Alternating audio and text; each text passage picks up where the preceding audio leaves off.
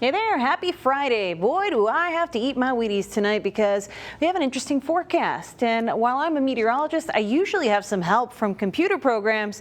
They are all out to lunch on a Friday, right? So we're going to leave it all up to human help in all of this and put my knowledge to the test. So I'm going to walk you through this tricky forecast because chances are I'm thinking we're going to see a very all or nothing forecast. Nothing or a whole lot of something.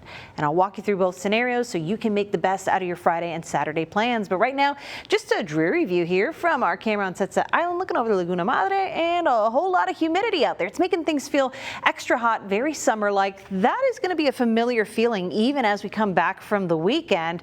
Right now, temperatures still holding on to the 80s in a strong way and holding on to feels like temperatures in the upper 90s even more so. That feels like temperature represents the perceived temperature, because your body, when it's very humid, has a hard time cooling off through perspiration or sweat. Sounds gross, but that's how the body works, and it can't do a very good job when there's already lots of water in the air. The air says, no thanks, we don't want any, and you have a hard time cooling off. But I think a little rainfall could do the trick. We definitely need the rain, but there's a lot that's going on in this forecast. We talked about this a little bit yesterday. Here are some updates. We're still waiting at the mercy of the movement and position of this front, and really what's left of it.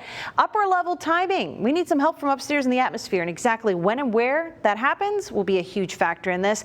And since we're heading into the evening time frame, we're not concerned about the temperature so much as where the storms that could start all of this would initialize. That would happen somewhere along the northern Mexico territories and along the Rio Grande. We're already seeing some activity out that way.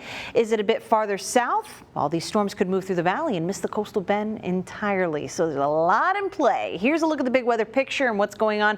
We already talked about how a lot of the green you see here is not exactly getting to the ground, but here's our front. Not too far away, and it's enough to be a spark to get things going. The atmosphere is kind of like a bottle of champagne. One too many shakes and the cork will go popping, and so will our thunderstorms. However, we don't get to say, we're not holding the bottle, so we don't get to shake it up, right?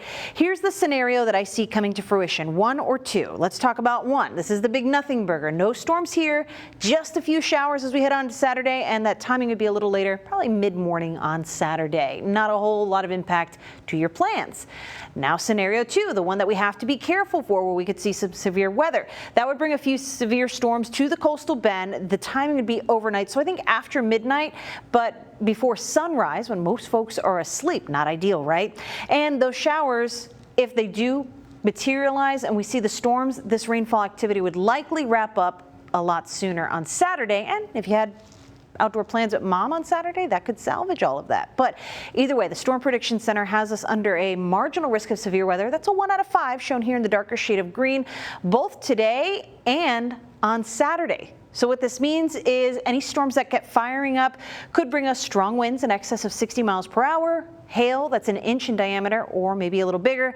We're not really worried about tornadoes, but can't rule that out. So here's how one model put this together, and it's still not doing a good job, but I'll show it to you because it's the best one that I've got, and I want to give you some kind of visual. We could see some storms firing up to our south around midnight, but we're tracking for storms out west. Those could grow into stronger storms, maybe even severe, and if they trek our way, that would be a problem, and that would bring us from the overnight to early morning period. So it's something I'll be watching throughout the night. Keep here with Chris 6 and I'll give you those updates, but good news to wrap this up. Looking good for Mother's Day. Just hot out there. Keep mom hydrated.